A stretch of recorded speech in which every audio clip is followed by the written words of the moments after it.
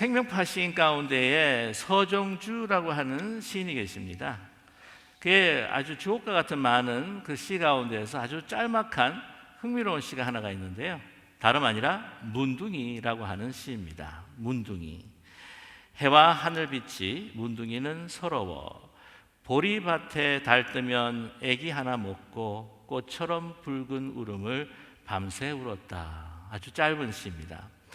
해와 하늘빛이 문둥이는 서러워 보리밭에 달 뜨면 애기 하나 먹고 꽃처럼 붉은 울음을 밤새 울었다. 나병 걸린 이의 아픔의 그 서러움, 그러한 처절한 고통뿐만 아니라 정말 괴로워하고 있는 그 죄책감, 그것을 담은 그런 시입니다. 이 문둥이, 우리 보통 나병 환자라고 그렇게 이야기를 하죠. 요즘은 좀 한센시 병이라고 이렇게 이야기합니다. 문둥병자라고 그 예전에는 그렇게 칭했는데요, 이 경상도 사람들은 얼마 전까지만 해도 문디라고 했습니다. 문디. 그래서 문디라고 했는데 이 어떤 때 욕이 되기도 해요. 그래서 이 문디자스 그래요. 선생님께서 제가 기억나는 것은 고등학교 때 이 문디자스 너가 아버지 뭐하노? 그렇게 막 이렇게 이야기하시는 것도 제가 기억이 드는데, 자기가 고침을 받기 위해서 그 아이의 생명을 해쳐서 먹게 되는 그러한 이야기들이 들립니다.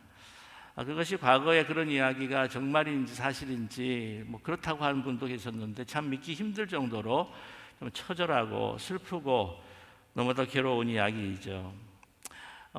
그런데 이 아이들을 보통 이 보리밭, 그 달빛에 어둠이 깔린 그런 밤에 아무도 보지 않는 곳에서 이제 보리밭에서 그 일을 행한다고 해서 보리문둥이라고 그렇게 칭하기도 했습니다. 자신의 병을 고치기 위해서 생명을 그 희생시킨다라고 하는 그 죄책감, 그러나 생존을 향한 그 욕구, 너무나도 그 처절한 그 모습이 담겨 있는 것이 바로 이 시입니다. 사실 살아있는 것보다 죽는 것이 더 나은, 죽는 것보다 살아있는 게 더 고통스러운 바로 그 삶 자체라고 하는 것이죠. 동서고금망론하고 이 나병 환자들이 사실은 존재했었습니다. 지금도 있다고 하지만 요즘에는 한센시 병을 갖다가 좀 고칠 수 있는 또한 의학이 개발이 됐기 때문에 요즘은 참으로 좀 많은 혜택을 받고 있습니다. 그러나 예수님 당시에 너무나 비참한 운명이었죠. 그래서 한마디로 말하면 그들이 세상과는 완전히 격리되어 있는 고통과 외로움의 바로 연속이었습니다. 그 당시에는 사람이 많은 곳으로 갈 수가 없었습니다. 왜냐하면 전염이 될까봐 또한 두려워했고요. 아주 그 냄새가 막 지독했다고 합니다. 그래서 그들이 밖에 나가서 이제 거리를 거닐 때에는요, 이 목에다가 이 방울을 달아서 소처럼 움직일 때마다 댕글랑 댕글랑 소리가 날 때에 그들은 외쳤어야만 했습니다. 나는 부정합니다. 나는 부정합니다. 나는 불결합니다. 나는 불결합니다. 라고 외쳤죠. 그러지 않고 군중 속에 들어가게 되면 돌팔매질을 당해서 죽게 되는 그러한 규칙이 있었습니다. 그중 만리를 떠도는 저주받은 영혼처럼, 그래서 성박 인적이 듬한 곳에서 유리하며 구골하며 하루하루를 연명했던 것이죠. 얼굴은 일그러지고 피부는 썩어가고 떨어져 가는 것을 보면서 그들은 죽지 못하지만 그러나 그 삶을 연명해가면서 살아갑니다. 그러나 한순간에 정말 이들이 희망적인, 정말 이 한 빗줄기의 그 희망적인 소식을 듣게 됩니다. 예수님께서 그들이 살고 있는 마을로 지금 방문을 하신다는 것이죠. 지금 예루살렘을 향해 가실 때 이곳을 거쳐 가신다고 하는 소식을 듣게 되었습니다. 예수님을 기다렸죠. 예수님이 지나가는 모습을 보면서 그들은 가까이 할 수 없었습니다. 그래서 멀리서 외쳤습니다. 예수 선생님이여 우리를 불쌍히 여기소서. 그들이 그것밖에 할 수가 없었습니다. 그들이 무언가 예수님에게 오퍼할 것도 없었고 그들이 뭔가 할 수 있는 일이 아무도 없었기에 그들은 예수님의 자비, 그 긍휼만을 요청했습니다. 예수 선생님, 우리를 불쌍히 여기소서. 그랬을 때 예수님께서 그들을 향하여서 말씀을 선포하는데 참 흥미롭습니다. 예수님께서 다른 나병 환자를 고치실 때도 너희 믿음이 너를 깨끗하게 나음을 입었느니라. 이제 일어나 가라 하고 이렇게 선포를 하셨는데, 오늘은 어쩐 일인지 예수님께서 너희들의 몸을 제사장에게 보여라 라고 말씀하셨습니다. 그때 예수님께서 왜 그런 말씀을 하셨을까 곰곰이 생각했었겠죠. 너희 병이 나았다라고 하는 말씀 대신에 제사장에 가서 내 몸을 보여라 라고 말씀하신 것, 거기에는 예수님께서 우리의 병을 치유해 주실 것이라고 하는 것이 전제되었다고 하는 것을 그들은 감지했습니다. 뭐냐면 예수님께서 그렇게 말씀하신 것은 그들 가운데 있는 가장 강렬한 열망을 보셨기 때문이죠. 빨리 사회에 환원되어서, 병을 고침받아 빨리 사회에 환원되어서 이제는 가족의 품에 돌아가고 싶은 그런 열망이 있었음을 예수님께서는 보신 것이죠. 당시의 유대 사회에 있어서는 이 레위기 14장을 보게 되면 나병 환자들이 나았을 때에 그것을 먼저 제사장에게 확인을 받고 또 여러 가지 절차를 받고 제사장에게 확증을 받고 확인서를 받고 이제 다시 사회로, 가정으로 돌아갈 수 있었기 때문입니다. 그래서 그들은 시루라기 같은 그러한 믿음을 가지고 이제 제사장을 향해서, 그 성전을 향해서 나아가는데 도중에 나음을 입은 거예요. 우리 몸이 이상하다, 우리 몸이 낫기 시작하네, 그러면서 도착하기 전에 벌써 자기들이 완전히 나았음을 그들은 알게 되었습니다. 그런데 그 10명 중에서 한 사람이 이 나음을 받고 먼저 하나님 앞에 영광을 돌리고 난 후에 바로 이 병을 고쳐주신 예수님께로 달려옵니다. 달려와서 무릎을 꿇고 경배합니다. 그리고 감사를 드렸다고 오늘 본문 말씀을 기록하고 있습니다. 근데 예수님께서 그 사람에 대해서 기뻐하셨는데 또 다른 면에서는 좀 마음이 좀 섭섭하셨던 것 같습니다. 아니, 이 병을 고친 사람이, 나병을 나은 사람이 10명이 아니냐, 그런데 너 혼자만 오고 어떻게 다른 9은 어디에 있느냐라고 물으신 것이죠. 뿐만이 아니라 그들은 유대인들인데 너는 사마리아인인데 어떻게 유대인들이 하나님의 선택을 받고 하나님의 사랑을 받았던 그들이 왜 나한테 돌아와서 감사하지 아니하고, 아니 사마리아인 유대인들이 그 교제를 거부하고 그런 하나님의 은혜 밖에 있는 사람이라고 그렇게 질시했던 그 사마리아인 이방인이 어떻게 나한테 다시 돌아와서 감사를 하고 있느냐라고 이렇게 질문하셨죠. 그런데 왜 9명이 다시 돌아가지 않았을까? 이것이 사실은 퀘스천입니다. 왜 그랬을까요? 그들은 유대인입니다. 하나님의 은혜가 어떤 것인 줄 알고 은총이라는 것이 어떤 것인지 아는데 또 불구하고 그냥 예수님께 돌아와서 감사하지 않고 제사장에 갔다는 사실이죠. 여기에 대해서 찰스 브라운이라고 하는 한 목사님이 그에 대한 이유를 쭉 하고 설명한 적이 있습니다.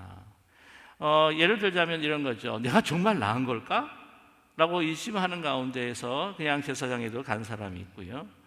아니, 다시 재발될지 몰라, 며칠 한 번 더 기다려 봤다가 한번 확인하고 제사장에 가자라고 하는 사람이 있었을 거라는 거죠. 어떤 일은 내 병은 본래 나병이 아니고 심한 그냥 피부병이었나 봐 라고 그렇게 생각했던 사람이 있었을 거다. 또 뿐만이 아니라 내가 어떻게 하다가 나을 때 돼서 나았겠지 라고 생각하는 사람, 아니면 제사장에게 확인할 때까지 나는 장담할 수가 없어 라고 하면서 예수님께 돌아오지 않고 제사장에 간 사람이 있었을 것이다.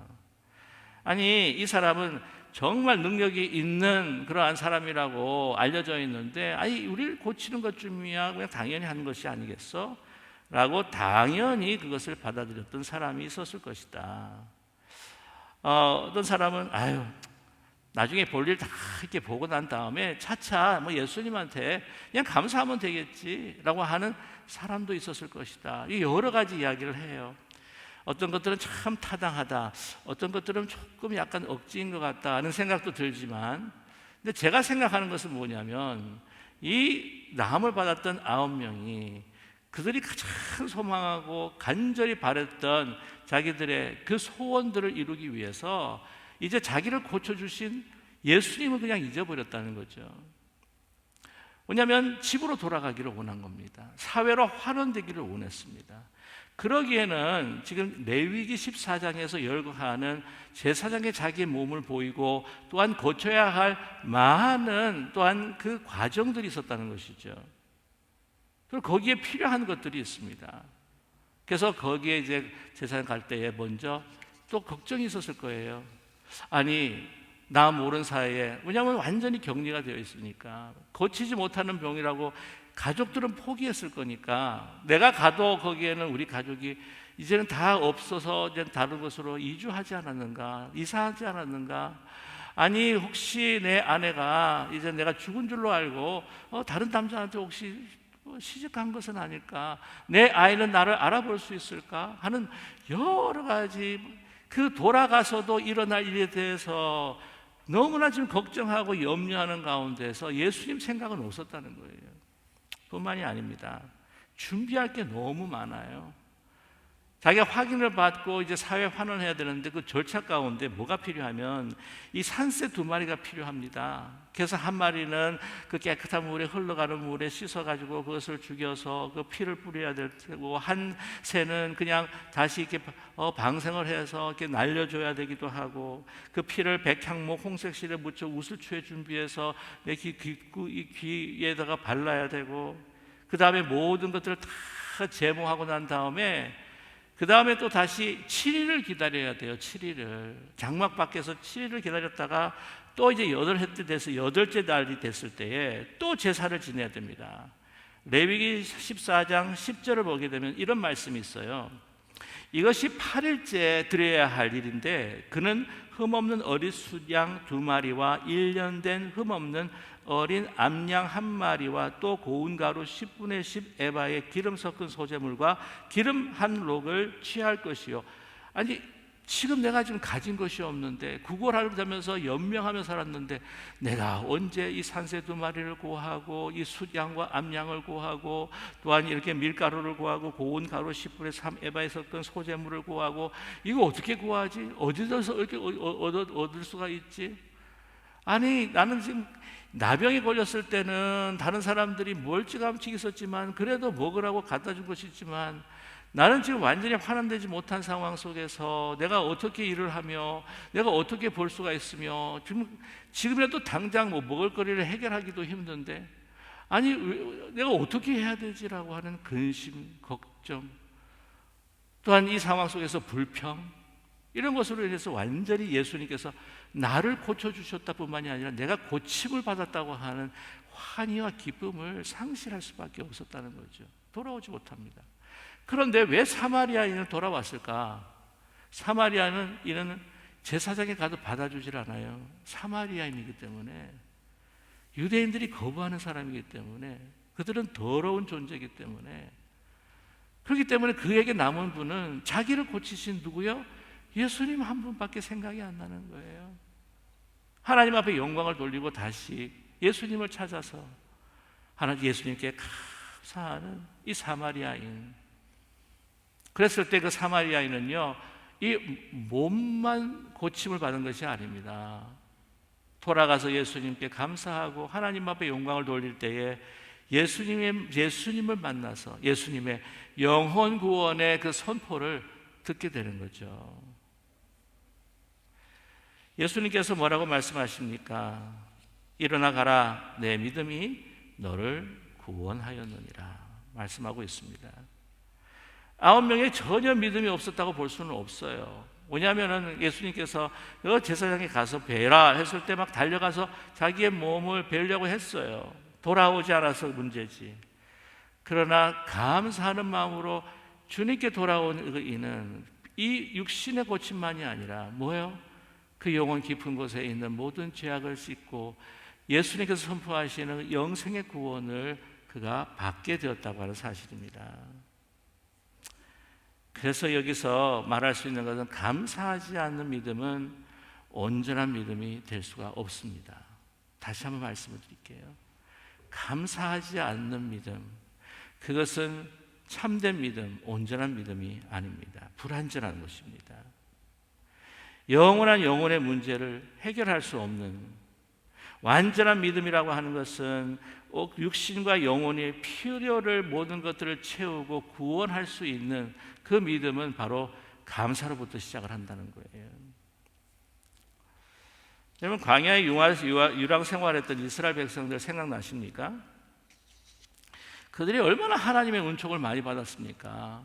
메추라기와 만나, 저는 만나 같은 경우에는 완전히 이 종합 비타민뿐만 아니라 막 거기에 있는 프로틴, 그냥 카보하이드레이트, 탄수화물, 단백질, 비타민 다 종합 세트로 들어가서 그것만 먹어도요, 살아갈 수 있는 최고의 음식이라고 저는 믿습니다. 아닌 것 같은 얼굴을 하고 계시는 것 같은데, 그러다가 그래도 고기를 먹었는데, 내가 그래도 애굽에서 종살이하면서 힘들었지만 그래도 고기 맛이 있는데, 그러니까 하나님께서요 이 메추라기를 보내주셨어요. 밤에는 불기둥으로, 낮에는 덥지 말라고 그 구름 기둥으로 막아주시고, 장막을 펴주시고, 추울까봐 중앙난로를 갖다가 떼주시면서 따뜻하게 해주시고, 신발이 헤어졌니, 네 옷이 헤어졌니. 그런데도 어떻습니까? 계속 불평하고 원망하고 감사하지 못하는 그들이 나중에 어떻게 됩니까? 가데스 바냐에 가가지고, 여러분, 계속 불평하니까 하나님에 대한 불신이 있죠. 불신이 되니까 순종하지 못하는 거예요. 계속 온전한 믿음은 감사로부터 시작합니다. 더 상세하게 말씀을 드리면, 진정한 믿음이라고 하는 것은 감사로 시작할 때에 우리의 마음에 뭐가 옵니까? 만족이 오죠. 만족이 오면 기쁨이 생깁니다. 기쁨이 오면 순종할 때도요, 억지로 순종하는 게 아니라 기쁨을 하나님 앞에 순종할 때에 그 기쁨의 순종이 더욱더 우리에게 뭐라고요? 더 성숙한 믿음을 가져다 준다는 것이죠. 아니, 이스라엘 백성들 한번 보세요. 그렇게 먹이고 그렇게 벌 보시고 했는데 계속 불평입니다. 이 불평의 민족, 이 원망의 민족이에요. 그도 그럴 것이 보면 하나님이 그거를 어떻게 하든지 하나님의 감사와 경배의 민족으로 만들기 위해서, 하나님의 백성으로 만들기 위해서 지금 훈련하는데, 이 습관을 고치지를 못하는 겁니다. 그 습관이 어디서부터 생겼을까요? 노예화되었을 때 400년 넘게 이렇게 이 애굽의 백성으로, 애굽의 노예로 있으면서 뭘 했겠습니까? 노동을 해도 이빨을 빡빡 까며 왜 이렇게 일이 많은 거야 하면서 불평하고 원망했겠죠. 왜냐하면 노역이 너무 고역이니까, 너무 심하니까. 그래서 하나님 앞에 부르짖지 않습니까? 이것을 우리로 하여금 좀 살려주세요, 우리를 놓아주세요 하지 않습니까? 그래서 하나님께서 놓아주셨습니다. 자유케 해주셨습니다. 그때는 이 애굽과 이 애굽의 그 나라의 시스템과 자기를 종부리타고 노예화하는 그런 애굽 사람들에게 원망하고 한탄하고 불만하고 그렇게 하다가 이제는 어떻게 합니까? 그 습관이 돼가지고 이제는 자유도 줬고 먹을 것도 다 줬는데, 세상에 광야에 딱 나왔는데 이제는 모세하고 하나님한테 자기 그 원망과 불평의 그 습관을, 이제는 애굽 왕과 이 애굽의 나라가 아니라 이제는 어떻게 해요? 조금만 뭔가 있으면, 아니 왜 참외도 없고 수박도 없고 파도 없고 하여튼 모든 거 다 찾아요. 그냥 왜 없습니까? 하는 거예요. 계속 불평하는. 그러니까 그냥 불평하다가 하나님께서 축복하시겠다가는 가나안 복지, 그 젖과 꿀이 흐르는 낙지를 들어가지를 못한 겁니다.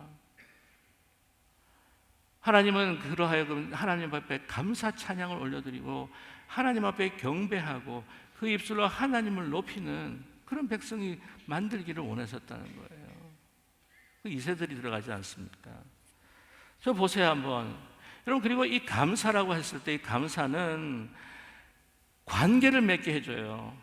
그들은 이제는 예수님을 떠나서 권고침을 받고 간 사람들은요, 예수님과 관계가 없습니다.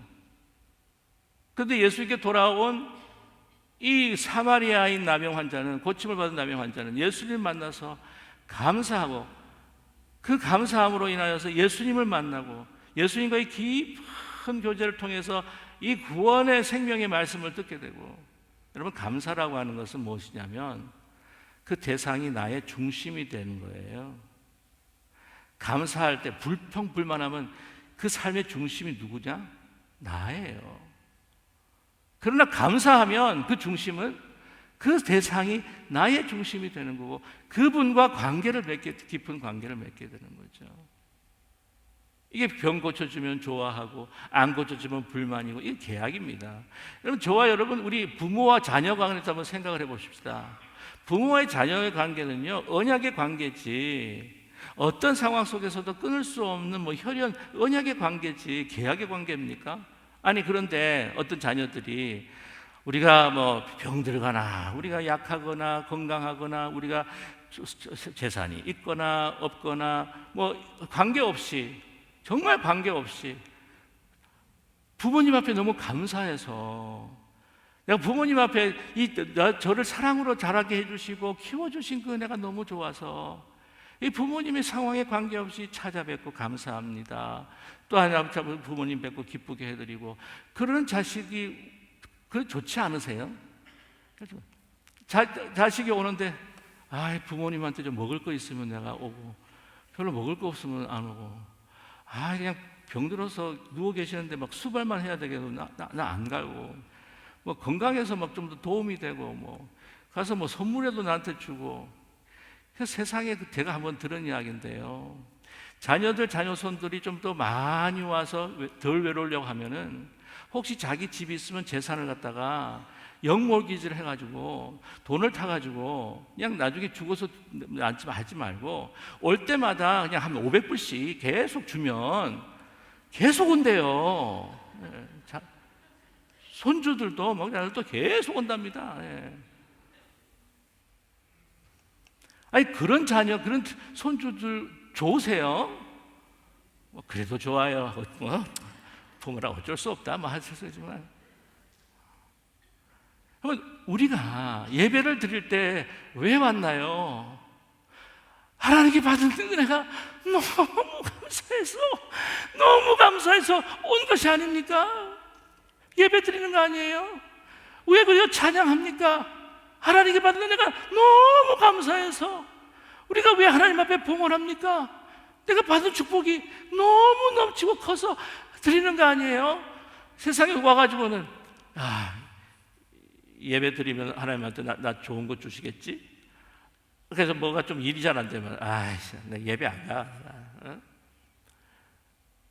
뭔가 이득이 될 것 같으면 그리고 예배 안 드리면 다리가 부러질 것 같고 사고가 날 것 같고 내 자녀가 안 될 것 같아가지고 하나님한테 그래도 좀 이렇게 여러분 이 눈도장 찍는 사람들하고 진짜 감사해서 예배 드리는 사람하고 이 예배 자세가 틀린 거 아세요?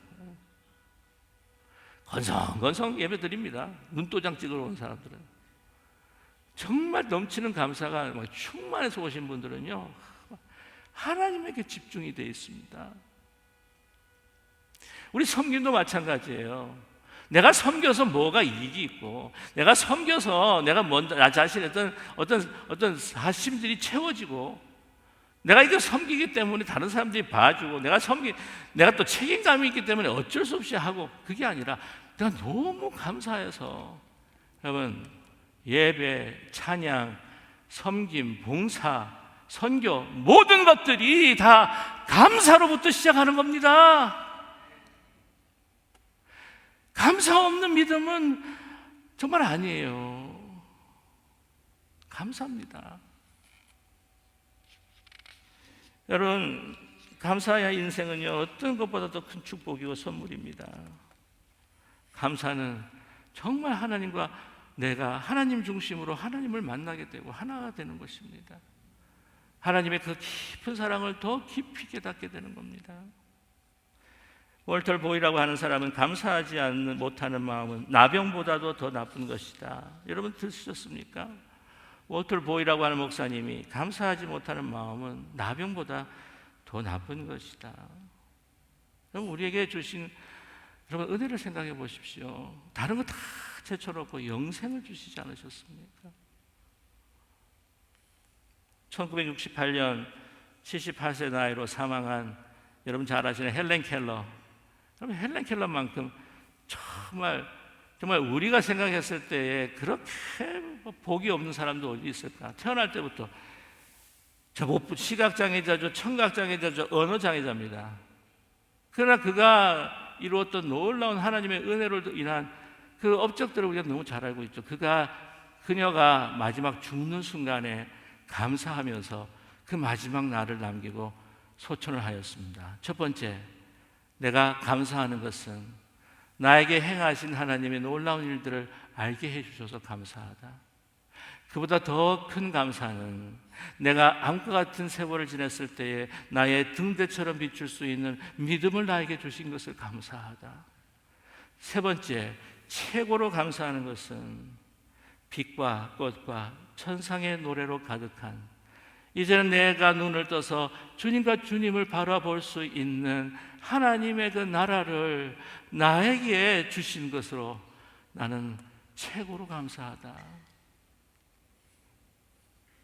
저와 여러분, 오늘 우리의 입술에, 우리의 손에, 우리의 섬김에, 우리의 모든 삶에, 우리가 주님 앞에 드리는 모든 물질에 감사가 넘치기를 소망합니다.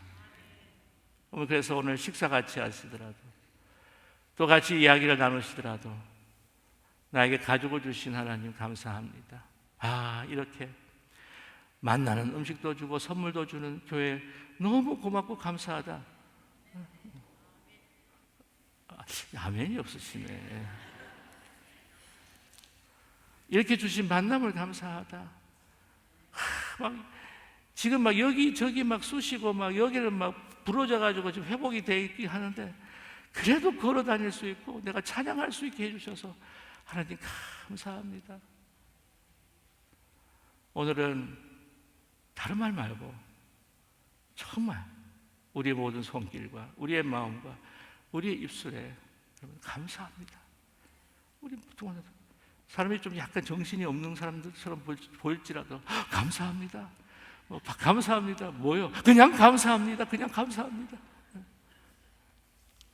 여기저기 감사하다는 이야기. 이 우리의 성전, 우리의 친교실, 우리의 삶을 가득 채워서 저 하늘에까지 하나님 앞에 감사가 이르는 추수감사절이 되시기를 주님의 이름으로 간절히 축원합니다. 기도하겠습니다.